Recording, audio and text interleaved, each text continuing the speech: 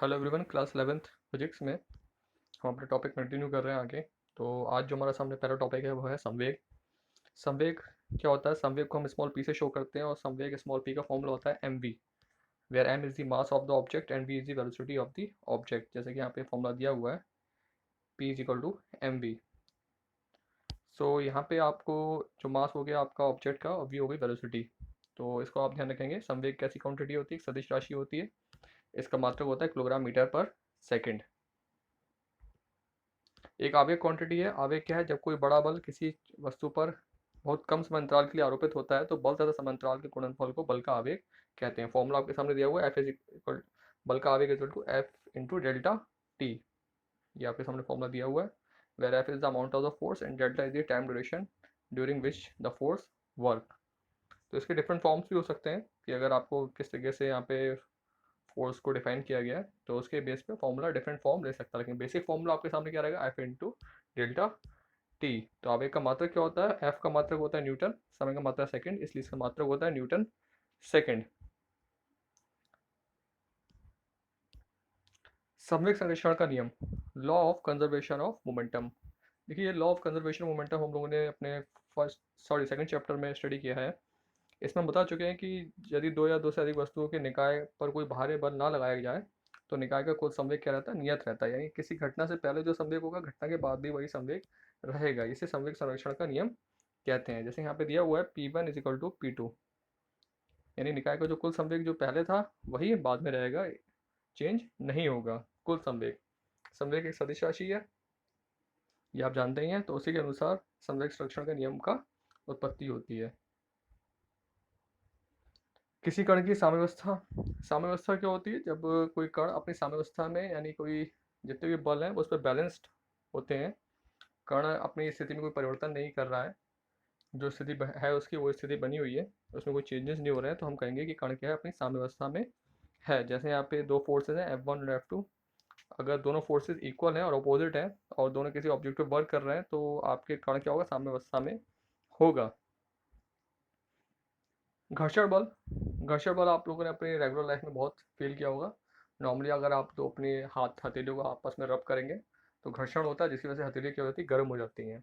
आप चलते हैं सरफेस पे, जो सरफेस खुरदरी होगी उस पर आप आसानी से चल पाएंगे। जो सरफेस जितनी चिकनी होगी उस सरफेस पे चलने में थोड़ी प्रॉब्लम होती है। जैसे कभी कभी पानी या तेल या साबुन का पानी गिर जाता है फर्श पे तो उस पर आप फिसल जाते हैं क्योंकि घर्षण की कमी हो जाती है। तो इसे बोलते हैं घर्षण बल।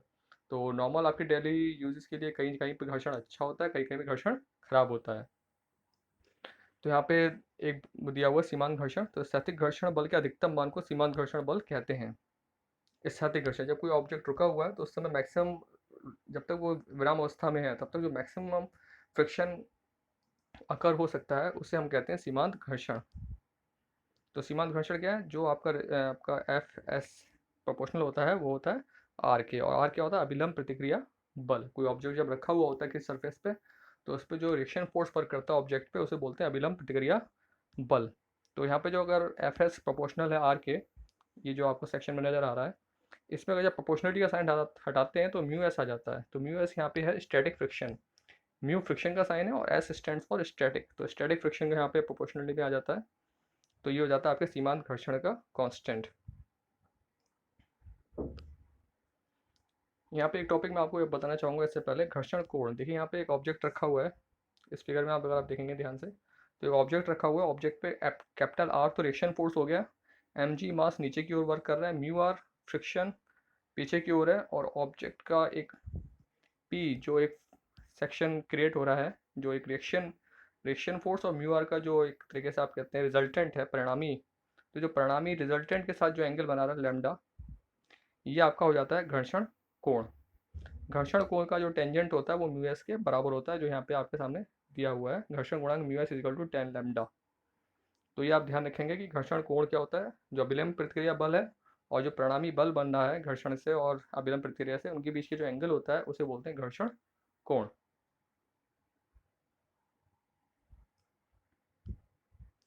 यहाँ पे एक अगर आप देखें ऑब्जेक्ट एक आना तल पे, यानी झुके हुए तल पे रखा हुआ एक ऑब्जेक्ट, ये झुका हुआ तल है जिसका एंगल थीटा है।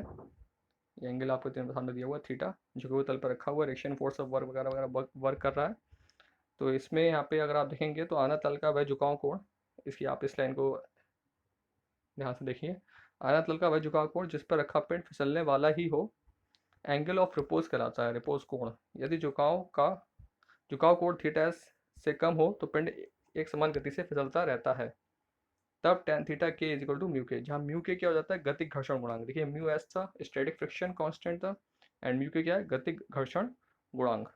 तो tan थीटा के, यहाँ पे थीटा के आपका वो एंगल हो जाएगा जहाँ पे आपका गतिक घर्षण आपके पिक्चर में आ जाता है, तो उसे आप कहते हैं गतिक घर्षण गुणांक। एक टॉपिक जो आज का लास्ट है वह है लोटनिक घर्षण। जब कोई ऑब्जेक्ट रोल करता हुआ किसी सरफेस पे चलता है तो जो उसके लौटने से जो घर्षण उत्पन्न होता है उसे बोलते हैं लोटनिक घर्षण। जैसे साइकिल का पहिया है, जब वो रोटेट होते हुए सरफेस पे चलता है तो उसमें जो फ्रिक्शन होगा वो हो जाएगा लोटनिक घर्षण।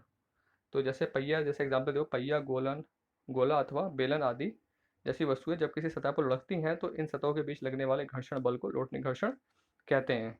किसी भारी वस्तु को किसी सतह पर एक स्थान से दूसरे स्थान पर सरका कर ले जाने की तुलना में लुढ़का कर ले जाना सुगम होता है। ये बात आप जानते हैं। साइकिल को अगर आप ब्रेक लगा देते हैं तो साइकिल रुक जाती है। अगर आप किसी ऑब्जेक्ट को सरकाएंगे तो उसमें ज़्यादा घर्षण होता है एज कम्पेयर टू अगर कोई वस्तु गोल है उसको लुढ़काने में आसानी होती है। तो ये होते हैं लोटनिक घर्षण, इंग्लिश में बोलते हैं रोलिंग फ्रिक्शन। तो ये कुछ टॉपिक हम लोगों ने आज कवर किए हैं।